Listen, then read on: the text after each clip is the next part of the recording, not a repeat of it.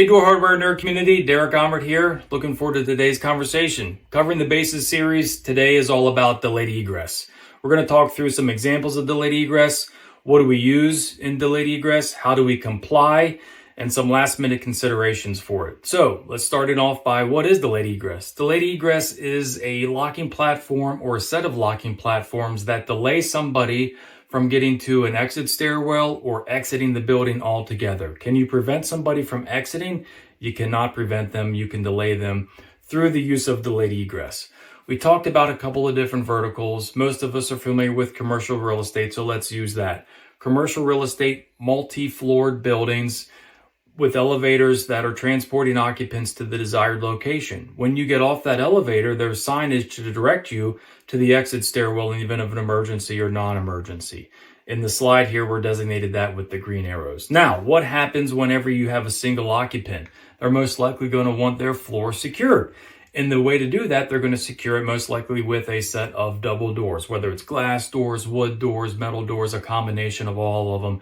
No matter what it is, they're going to be securing those.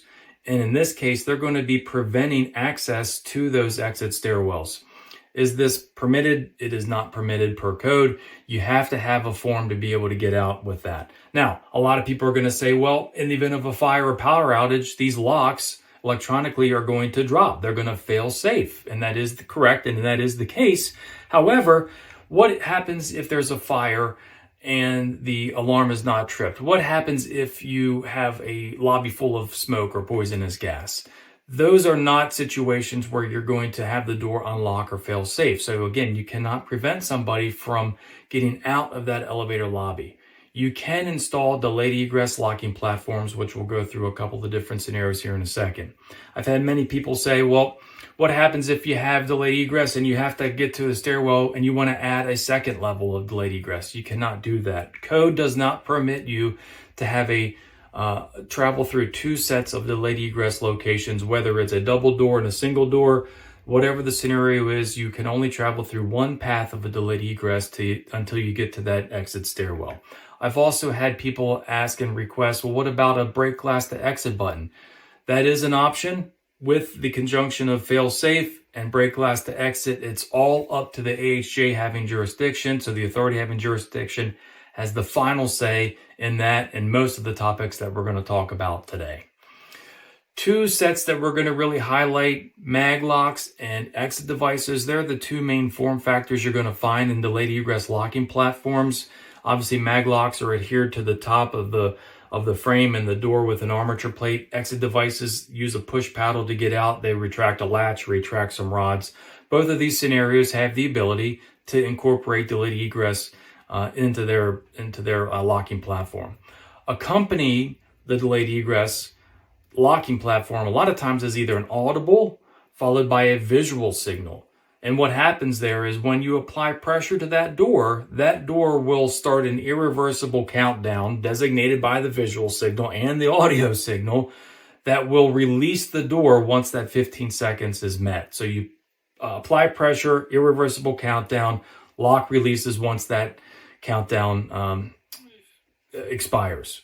Can you extend the 15 seconds? There's an asterisk there. You can extend the 15 seconds, but that 15 seconds usually is extended to 30 seconds in various circumstances, again, approved after evaluation from the AHJ. What do you have to have with the delayed egress locking platform? You have to have signage. A lot of the platform or a lot of the locks come with signage. They're in 1-inch big block letters that state push or pull depending on the way of the door and the way of the opening. Alarm will sound, door will unlock in 15 or 30 seconds depending on the scenario that you've complied with based on your AHJ's approval. What other means and methods are there for delayed egress? Well, there's external modules that incorporate relays and logic and different ways of doing it. They're installed on the wall, in the ceiling, or nearby geographically to the door. They perform precisely and very similar to the delayed egress mag locks and exit devices that we talked about earlier. They also can accompany with audio signals. Maybe there's an override button of circumstance. Those also have to be considered, evaluated, and approved by your authority having jurisdiction. So just to wrap it up, Last minute considerations. What can we do with delayed egress? Delayed egress is an ability to delay somebody from getting to the exit stairwell or exiting because you cannot prevent somebody. Signage must accompany a delayed egress opening, 1-inch block letters. I have been shown and asked about aesthetics.